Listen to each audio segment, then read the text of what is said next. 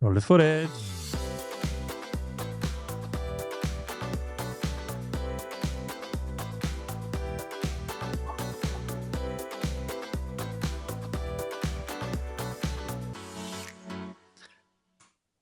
Simon, how to sell AI? Will AI sell to AI? Will the purchasing department be an AI that negotiates back? Simon, AI and sales. That's the one topic in my feed, in my comments, in my emails, in my WhatsApps.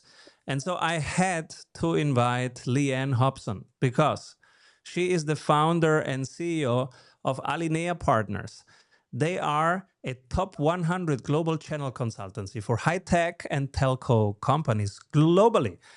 They're the only team that I know that does mystery shopping. This is going to be so cool. They have done over 800, and she's even allowed to share some with us. So they go and buy without them knowing that it's recorded and it's a test, right? And it's going to be evaluated and improved. So this is cool. Welcome, Leanne. And I'm going to take notes here because I want to know how to sell AI. Paper notes. Paper notes. Okay. That's serious. Old school. Thank you very much, Simon. It's great to be here. Leanne, tell us a little bit about mystery shopping. What happens when you go there, you buy, they don't know that you have an agenda? Yeah, sure. Well, somebody in the company knows because we always align it in with the top, either the CEO or the sales director, or sometimes it's marketing director, or even a business unit owner. But I mean, a number of years ago, we realized that people were talking about customer experience, but they were talking about it from a meeting room or a boardroom perspective. So a bunch of executives, well-meaning executives, were getting together and talking about what does our customer journey look like? And let's map our customer journey. And what happened is you got a lot of sticky notes posted on different walls, and everybody identified with really good intention what they thought the service level agreement should be with their customers at their point of interaction. And that's a fantastic exercise to do, and every company should be going through it. But what we wanted to do is hold a mirror up to the process and approach it from an outside-in perspective, and not from a customer, although we have shopped as customers to look at onboarding processes, but to shop as a prospect. So a deal that is there to win or lose. And we thought, why don't we take an idea from the retail industry and mimic that process and see how far we get in B2B. So we have a process now that we've worked through where we take on a persona of a net new buyer, somebody who has not bought from you, from the company yet. And we define up front what we want to buy, maybe some of the challenges or some of the questions that we want to ask or some of the things that we want to look for. We also have our own time-tested scientific methodology that we've put together that covers over 190 different elements. And we shop in local language. So we go through everything from search and social, website, but not just speeds and feeds, but we really look at, is the website resonating to that type of buyer that I'm supposed to be?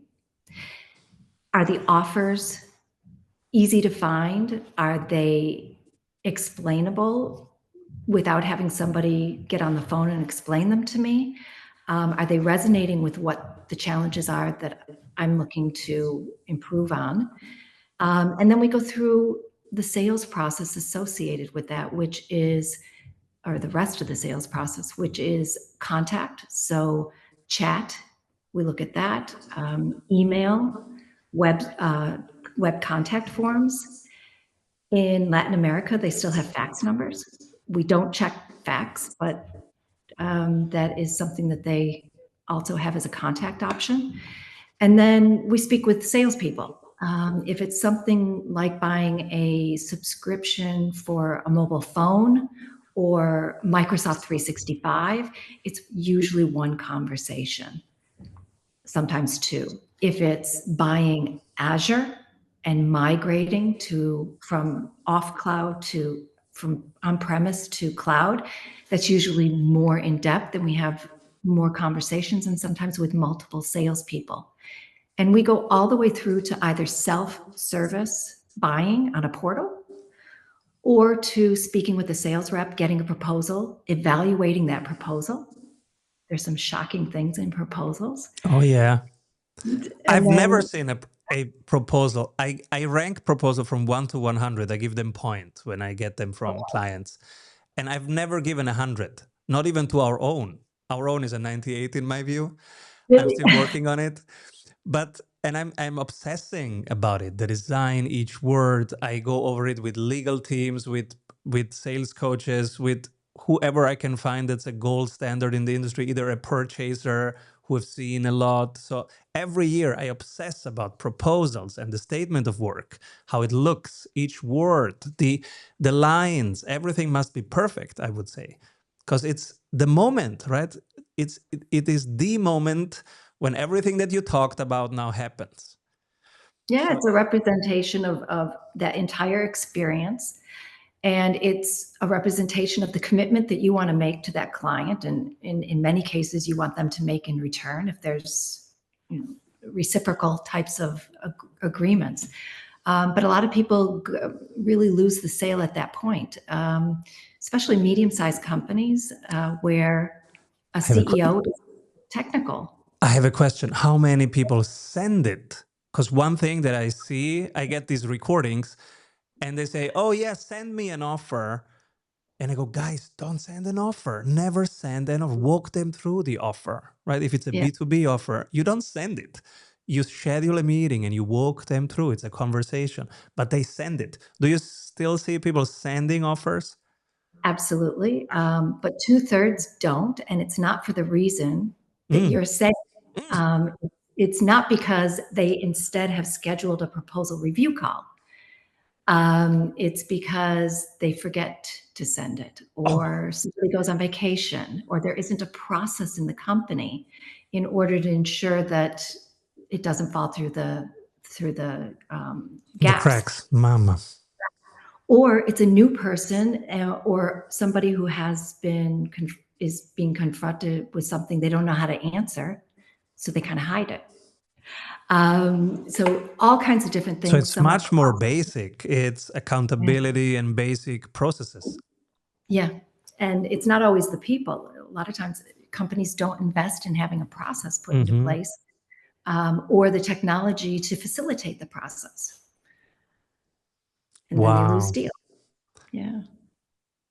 Wow. Or what we see is in high tech, you get a proposal where there's all kinds of jargon in it.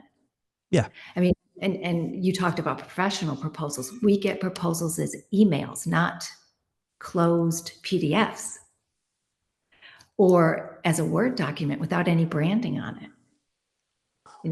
And my feedback to the companies are always, I could take that and put in my own pricing, seal it as a PDF and sign it, and you probably won't know for a couple of months. Mm. So your documents need to be locked, they need to be branded. Anytime there's jargon, anytime I have to go to Google or Copilot or ChatGPT to get a definition of what you're trying to talk to me about in a proposal, you've lost, because I'm going to wait until the weekend or when I have a free moment in order to really do research to understand your proposal. And if I don't understand at that stage before I've even bought, it sets the wrong tone for the relationship. And usually people don't buy. Wow. What's the most surprising thing you have seen recently? Recently,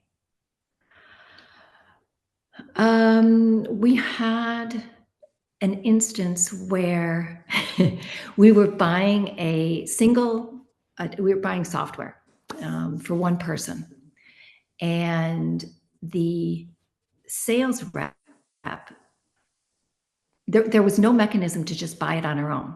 Like you go to Amazon or you go to any marketplace, you buy on your own. The sales rep spent time on the phone with my buyer to explain that they have a customer first approach. And customers are absolutely critical. And any customer they bring into the company, this is a large company, they have to meet with in person. So the individual drove across town in traffic to meet with this entrepreneur for a single license. They then went back home after the coffee and the very nice conversation and a very good sales conversation. There were very little feedback that we gave to it other than this was good and this was good and a few ideas. But they went back to the office and promptly forgot to send any proposal. So, not only did they lose the deal, but there's a profitability hit just because they're trying to do what's right for customers, when the reality is today's customer just wants to be able to buy from a portal. And if they have a question, then they want to ask it, but they don't want that sales interaction anymore. That's my next question. After a word from our sponsors, I want to ask you exactly that. The numbers tell us that buyers are much more self-directed. They want to do much less conversations with salespeople. I am gonna ask you all the details after one word from our sponsors. What if your business would run well even when you are on vacation? Discover how 1,600 business owners have regained their freedom using the Strategy Sprints blueprints. How they enjoy living their dream and watching their business scale. Get the exact checklists they use to go from stressed to fulfilled using the Strategy Sprints method. Order your copy of Strategy Sprints 12 Ways to Accelerate Growth for an Agile Business on Amazon today. And if you love it, leave us a review. For more information, head over to strategysprints.com. We hear more and more, let the buyer buy directly. Put a video there, let them buy from the website. And then the other side said, but no, it's a customized thing. I need to meet them. It's a quality aspect that we talk to them. Even if they don't want to talk, we want to talk to them. What's your perspective on this? I think we're old-fashioned in that perspective, especially in high tech. Today, the people who have decision-making and budgets, decision-making power and budgets today, or the up-and-coming group of people, were brought up on Netflix and streaming, meaning I want to watch what I want to watch, when I want to watch it, and I'll pay you a service fee for it. Thank you very much. And on to the next streaming solution. Nobody buys cars anymore, or that generation, especially if you live in a big city. We know from living in Vienna, people that aren't buying as many cars, they're renting them or they're using them by the hour. They're doing a shared option, or they rent scooters, or a lot of people have monthly deliveries of food, or weekly deliveries of food or supplements or beauty products, and they order what they want and they have it sent when they want it, and they pay a service fee for it. It's predictable, they can cancel it any time, and they don't have to spend a lot of time speaking with people about it. They do their own research and they buy it. So the mentality is there. The pandemic made everything explode or put a finer tune on all of that, a finer light. And so more and more often in the research we do, in the shopping that we do, in the conversations we have, we're finding that less people want to have that sales interaction. They want it as an option if they want to speak with someone, but in many cases, the customer experience only goes to customer support or sales if there's a problem with the experience. Yes. And I think we go more and more in that direction. Yes. Particularly with the business use of AI. Yeah. I get so frustrated when I'm in a software. I just want to test it. Just give me a few days of using it, and then I know if it's the right thing or not. And some of them, they say, yeah, I will schedule you a time with sales. I say, I don't want to talk to anybody. I want to find out in the next 3 hours if that works for us. And if it doesn't in the next 3 hours, it will not. And if it's not intuitive enough that you can do that on your own, who I don't want wants? it anyways. Yeah, It's not exactly. ready. And on the other side, also, our buyer's journey was also lacking that piece. We are a consultancy, and most consultancies, especially in B2B, there is no free trial. So there is no, you can taste it. And I was always thinking about when I go to the supermarket and they have a new cheese, they have me taste the cheese, even the ice cream in Vienna. Do you want to try it first, right? Sure. And and and and I'm asking for $27,000 to work with me without any ways of trying it out first. So I was lacking that element, and it took me years to find a way. Now we have finally a 7 days free trial and people can try it. I always say, hey, just try it out. Come in for 6 days, see who the others are, see what the tools are, what the processes are, and if that is helpful for you. But I didn't have that, and most consultancies don't have that. Do you think it's a generational thing, or that basically every business has to embrace now self-directed buying?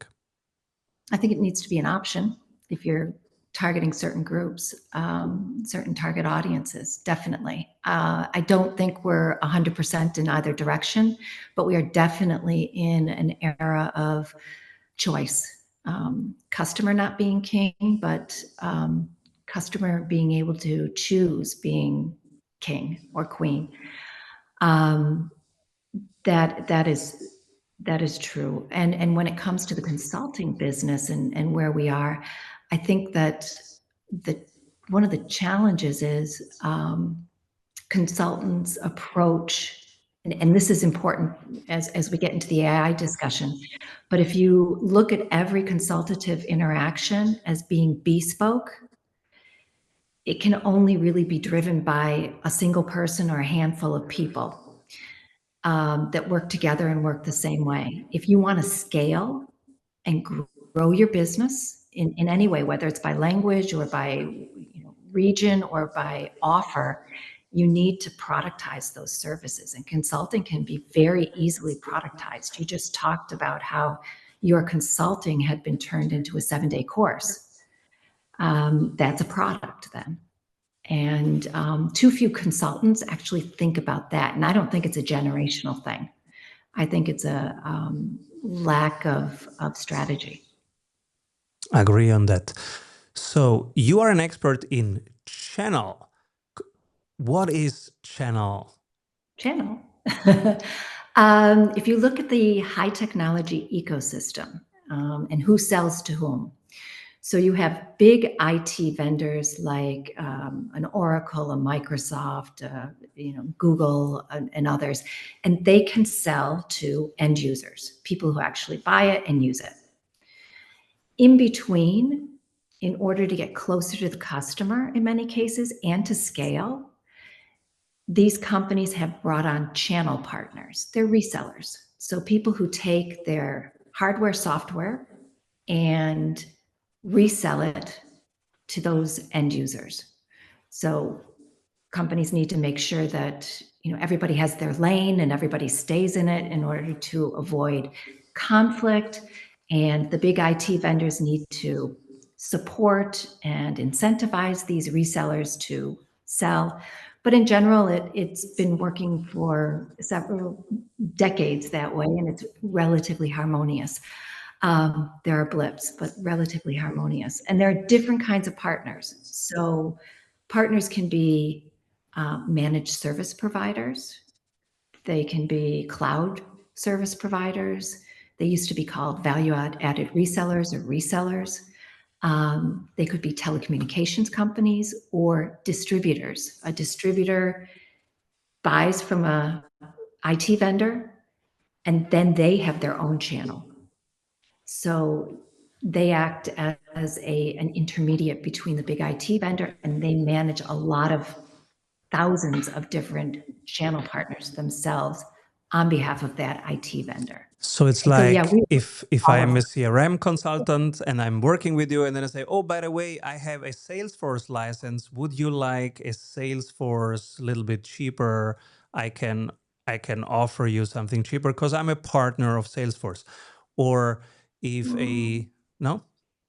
yes, but I would never recommend that the driver for buying is based on a On lower reduced price. costs. Yeah. Yeah, I would say we can consult you on how you can run, Yes. change all of your processes within your organization so that this CRM system is optimal and Yeah. people actually use it instead of, just having it sit there. Oh, yes, never. Yes, absolutely. Or another example, a strategy sprints coach who is a business coach, but they say, hey, but I can use the strategy sprints method because I have a license. And so with that method, you can get faster where you want to go. That's a licensing partner. That would be also a channel relationship to the brand. Could be, yeah. Cool. And your example of Salesforce, they have hundreds of thousands of different partners that sell their software, but they've also built consulting businesses around it. And so that's their monetization model. Cool. And what are the trends in the channel world? What is happening there? Well, everyone's talking about AI. Some are selling it, some are teaching people to use it. But AI is hot, as well as looking to optimize cost and using technology to help companies do that. And I would say, on the other hand, we still have conversations about should we go to cloud or should we not go to cloud.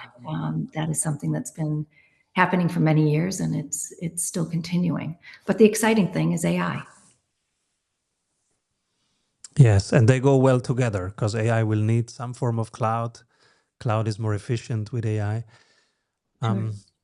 And I would also say the other topic now is cybersecurity, which is absolutely critical. That can also work with an AI conversation in a sales conversation, but everyone is at risk of being hacked, and it's the technology that you have and the training that you give to your people that is your only line of defense. Yeah. And what's your feeling? Are organizations ready to deploy AI? Like if we give them 100% AI, are they ready to deploy it? We heard about they don't have processes written down. They don't ensure that new people already use the processes. So if you give them AI, can they actually leverage it right now? As a general statement, my first reaction would be no, but it depends on who you're talking about. So big companies, Coca-Cola, Unilever, they've been using AI. It isn't new. They have processes. They are compliancy driven. They're working with big management consultants. They can drive AI projects. They can drive return on investment around AI without a problem. And we will see more and more and more of that. Now, if you take that down to medium-sized companies, large, medium, small-sized companies, sure, many of them are not set up right now in order to make sure that the data governance is in place, the security is in place, that they have processes in place. Some do, and those are the ones that will be the earlier adopters and earlier winners of AI. Some will have really good channel partners that come in and consult with them on that, and they can relatively easily be up and running. But you have a whole bunch of other people that will just download it and start working with it, and they will start to see the benefits of it. So there is not one size fits all when it comes to purchasing or adopting AI right now. It's a bit all over the place and will continue to be so. That said, my strong belief is that anyone who starts using it and does a little bit of training and maybe a little bit more and a little bit more will immediately see the benefit. They will see how documents are being created for them, or first drafts of documents. They can see proposals being drafted for them, agendas for meetings. So you can do a before, during, and after meeting process that's put into place. You can look at customer service or research within an organization. So there are all kinds of ways, without even having a big change management within a project within an organization, that people are seeing the benefits. It's a matter of letting that explode a bit and then going in and getting it controlled and expanded within organizations. And that's when we're really going to start seeing the wheels turning and a lot of wonderful things happening. We're in an exploratory phase. It's just hit that business. And that's okay. And it's true. The solopreneurs, they just got boosted by AI because they immediately got like 20 employees for $20. It's amazing. And they don't have to ask anybody. They just do it. The large companies, Amazon, Google, they get 10 times more efficient. Their people now are much more productive because they are organized that way. They are on the cloud and they have proper processes. And in between, it's a little bit tough. Yeah. There is work to do. Sure. But that's, I say that's the space for all of these channel partners to move from selling hardware and software to really switch their business models to start selling services to enable usage of AI. So don't sell AI, teach people to use it.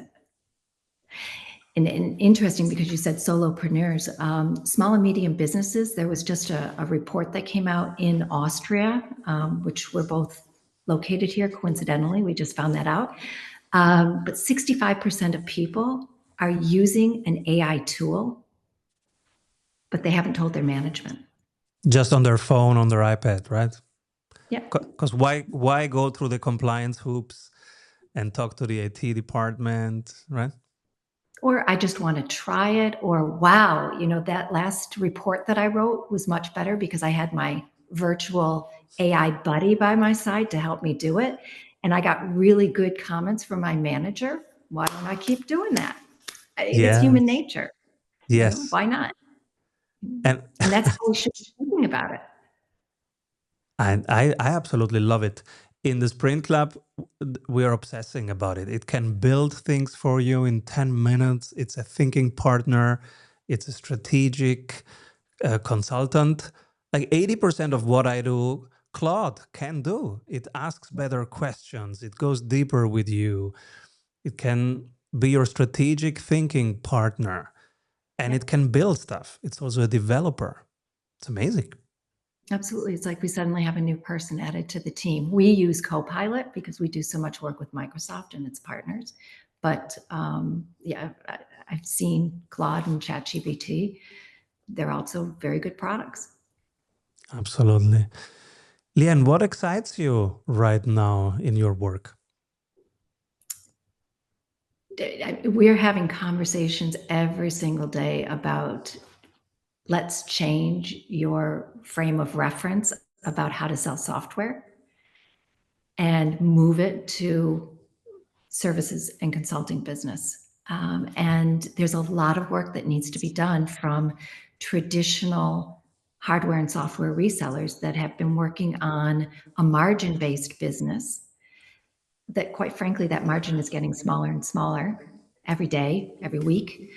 And many of them know they need to shift, but making that shift and funding the shift and putting the resources in place to do it and making sure they upskilled to do it is a big challenge. And so I get really excited about saying, hey, this is a journey.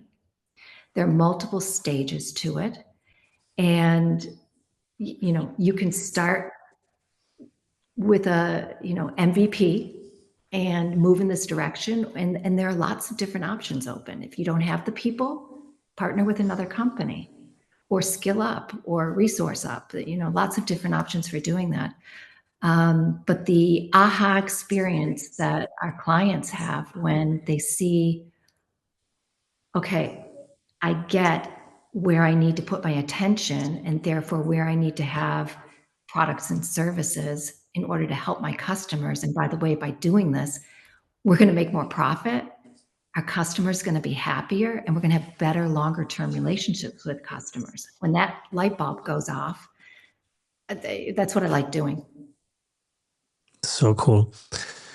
I have a client right now, they're in hardware, and now they're adding a software layer to their hardware, which is brilliant from a business model perspective. But what we encounter now is that they are not used to solution selling. So they are now thinking just in product and going with that lens to B2B software selling. And that doesn't work. But it's still out there. Even if people like you and us and many amazing colleagues are preaching consultative selling since decades, it's still out there. So we have still room to grow. Leanne, where can people find you, be part of your journey? Okay. I'm in LinkedIn. I'm the only one with the name spelled with an H in the middle, I think. Yes, it's Lee H. Ann, people, if you look for her. Lee H. Ann Hobson. Yeah, my mother got creative and connected my middle and my first names. Good thing it sounded okay together. So I'm in LinkedIn, or you can always contact me at leanne.hobson@alinea-partners.com. But LinkedIn's probably the best way. And who should not contact you, and then who should contact you? I love that question. Nobody's asked me that. Social media experts who don't have anything different than the last 15 people that contacted me today. And website developers and software developers that want me to resell for them. So they see through search that we do high tech, and they immediately think we resell it and that I should resell their product instead of my services. And they will give me some minor referral fee. So unless the referral is really, really, it's a good commission, I'm not going to change my business model to take on software reselling. And now who should contact you? And please, if you're a high tech or a telecommunications channel manager or director, you're a CEO or a business unit manager at a big IT company, or if you're a sales director or marketing director, then please give me a call. We'd love to help with your readiness, your enablement, and your customer experience. yes, because you don't do sales training, right? What is it exactly that you offer? No, what we do is we help companies put together more profitable offers or services, often improving their overall portfolio. And then we teach their salespeople, we brief their salespeople on how to sell that outside the IT department. So whether it's going to be a CEO message type of message, or a marketing message, or a finance message, or HR, we help them understand how they can better qualify customers and prospects, and then what type of business outcome conversations they should be having with them instead of features and functions. Mm-hmm. And I was also thinking while listening to you, oh my God, I should have them mystery shop me. But we cannot order mystery shopping, right? So that's a paradox in itself. How big is your sales team? Oh, we are tiny. We're 3 people. So most people Exactly. listening have a tiny team. What's the minimum So, size? it's usually about 10 people in the sales department. And the reason is because if I have a conversation with you and say, okay, we're going to secret shop you or mystery shop you, And so what's your ideal customer? What's the sweet spot you're trying to reach? And, what would you like to see if they can buy from you? And where do we want to see whether or not an upsell is made? What direction? So I can brief my buyer. And what's that average deal size that we're looking at? And then we go away and we start to go through the whole process. The minute you have a human-to-human interaction, the chance is that you're going to pick up the phone or one of the two other people in your company, and you'll just know that we're secret shopping. And so you'll be on your best behavior, and it won't necessarily be a real situation. Correct. This is so cool. Thank you, Leanne, for sharing your journey, your expertise, your wisdom with us. Please come back soon. Yeah, I'd love to.